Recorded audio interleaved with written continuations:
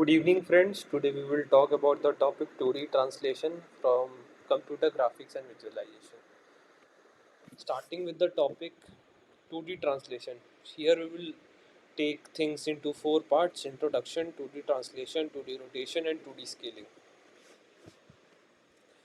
Introduction. 2D transformation is a process of changing the position, size, orientation, or shape of an object in 2D plane. It is fundamental concept of computer graphics and it is used to manipulate images, animation, and other graphic content. There are many different types of 2D transformation, but one among the most include translation. This is a form in which we move an object to a new location in the 2D plane. As it is visible in the image, PXY has been changed to another position on the XY plane, and its new position is X1 and Y1, and the name remains same, P. Continuing ahead, scaling. This type of transformation changes the size of an object. It can be used to make an object larger or smaller. Rotation of this type of object can rotate around a point in a 2D plane. Talking about shear, this type of transformation stretches or compresses an object along a particular axis.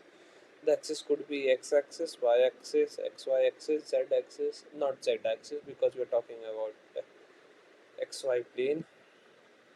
2D translation. 2D translation, we perform translation on a single coordinate point by adding offset to its coordinates, generates a new coordinate position.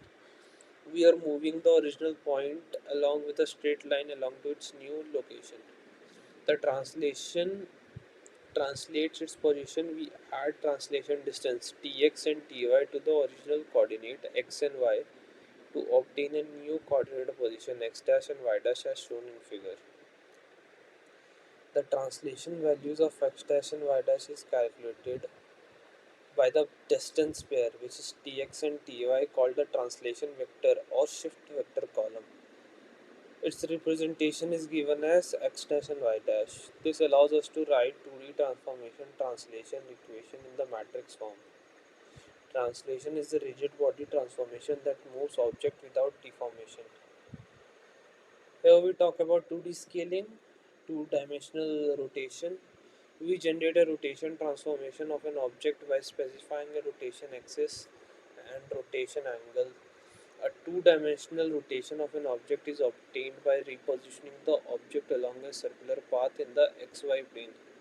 In this case, we are rotating the object about a rotation axis that is perpendicular to the xy plane, parallel to the coordinate z-axis.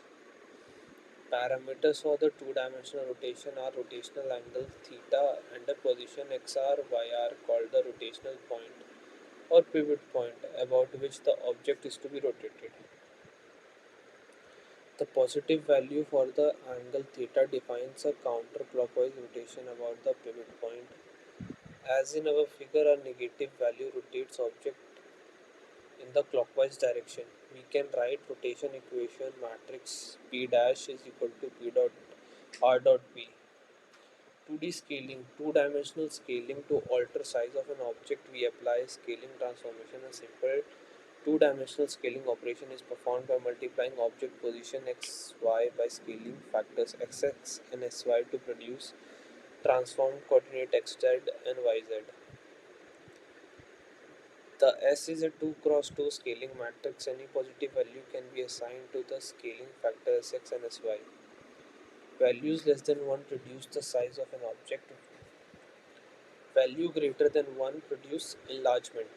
Specifying a value of 1 or both Sx and Xy leaves the size of an object unchanged. When Sx and Sy are assigned the same value, a uniform scaling is produced, which maintains relative object proportion. Unequal values of Sx and Sy result in differential scaling that is often used to design application.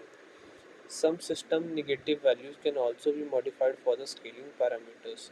This only resizes an object, it reflects it more one or more than the coordinate. Other two-dimensional transformations such as reflection and shear. Shearing distort an object along one axis while leaving the other axis unchanged by multiplying the x and y coordinate of a vertex the shearing factor. Reflection flips the object across a line hanging the sign of either x or y coordinate of each vertex. Thank you from my side. All I will like to say that video assignments are really good for learning, and thank you for being till the last, and thank you for everything.